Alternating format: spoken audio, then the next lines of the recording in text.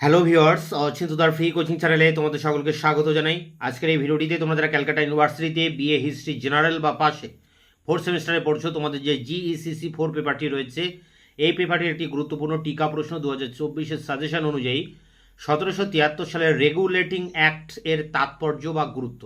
এটি 5 নম্বরের টিকা প্রশ্ন। উত্তরটি এইভাবে লিখবে, দেখো।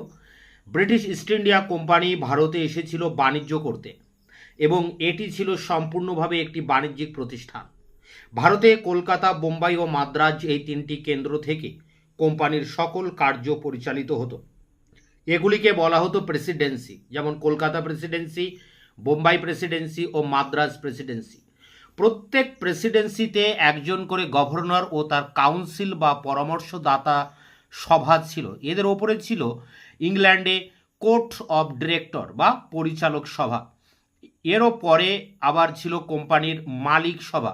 এর উপরে আবার ছিল কোম্পানির মালিক সভা, কোর্ট অফ প্রোপাইটার্স। তবে প্রাচ্য দেশে বাণিজ্যের জন্য নির্দিষ্ট সময়ের ব্যবধানে কোম্পানিকে সরকারের কাছ থেকে একটি সনদ বা চার্টার নিতে হতো। ব্রিটিশ সরকারের উদ্দেশ্য ছিল ভারতে কোম্পানির কাজকর্মের উপর কিছুটা নিয়ন্ত্রণ অর্থাৎ রেগুলেট আরোপ করা। 1773 খ্রিস্টাব্দে প্রধানমন্ত্রী লর্ড নর্থের আমলে ভারতে কোম্পানির কাজকর্মের উপর নিয়ন্ত্রণ আরোপ করতে পাশ করা হয় রেগুলেটিং অ্যাক্ট বা নিয়ন্ত্রণ আইন। এই আইনটি ইস্ট ইন্ডিয়া কোম্পানি আইন 1773, the east India company act 1773 নামেও পরিচিত। এবার দেখো প্যারা করে, অল্প দিনের মধ্যেই এই আইনের ত্রুটিগুলি স্পষ্ট হয়ে উঠতে থাকে।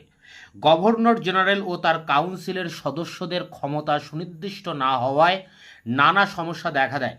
ওয়ারেন হেস্টিংসের কাউন্সিলের 3 জন সদস্য প্রতিনিয়ত তার বিরোধিতা করতেন। এর ফলে প্রশাসন অচল হয়ে পড়ে। সুপ্রিম কোর্টের ক্ষমতা এবং গভর্নর জেনারেল ও তার কাউন্সিলের সঙ্গে সুপ্রিম কোর্টের সম্পর্ক স্পষ্টভাবে বর্ণিত না হওয়ায় অচিরেই দুপক্ষের মধ্যে বিবাদ শুরু হয়। ভারতে অধিকৃত অঞ্চলগুলির ওপর সার্বভৌমত্বের অধিকারী কোম্পানি, না ব্রিটিশ সরকার, তা এই আইন দ্বারা নির্ধারিত হয়নি। ঐতিহাসিক P.E. রবার্টস বলেন যে কোম্পানির ওপর মন্ত্রিসভার নিয়ন্ত্রণ ক্ষমতা, কোম্পানির কর্মচারীদের উপর ডিরেক্টর সভার নিয়ন্ত্রণ ক্ষমতা এবং কাউন্সিলের উপর গভর্নর জেনারেলের নিয়ন্ত্রণ ক্ষমতা এই আইনে সুনির্দিষ্ট ছিল না। বাউটেন রাউস এর মতে এই আইনের উদ্দেশ্য ছিল মহৎ, কিন্তু এর সৃষ্ট ব্যবস্থা ছিল ত্রুটিপূর্ণ।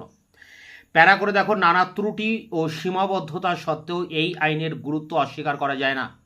এই আইনের মাধ্যমে ভারতে প্রথম একটি নির্দিষ্ট ও সুস্পষ্ট প্রশাসনিক কাঠামো গড়ে তোলার চেষ্টা করা হয়। এই আইন ভারতে অলিখিত ও স্বৈরাচারী শাসনের অবসান ঘটাতে উদ্যোগী হয়। এটি হলো ব্রিটিশ ভারতের প্রথম লিখিত আইন এবং এই আইনই ভারতে প্রথম লিখিত ও নিয়মতান্ত্রিক শাসনের সূচনা করে।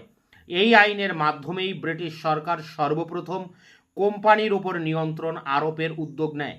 মাইকেল এডওয়ার্ডস বলেন যে এই আইন বাণিজ্য শক্তি হিসেবে ইস্ট ইন্ডিয়া কোম্পানির পতনের সূচনা করে। ভারতের শাসনতান্ত্রিক বিবর্তনের ইতিহাসে এই আইন হলো প্রথম এবং একটি গুরুত্বপূর্ণ পদক্ষেপ। এই আইনের উপর ভিত্তি করেই পরবর্তীকালে ইঙ্গো ভারতীয় প্রশাসন গড়ে ওঠে। তো এই ছিল 1773 রেগুলেটিং অ্যাক্টের তাৎপর্য বা গুরুত্ব। 5 নম্বরের টিকা প্রশ্নের উত্তর। তোমরা এটি সংগ্রহ করে পরীক্ষার জন্য প্রস্তুতি নাও।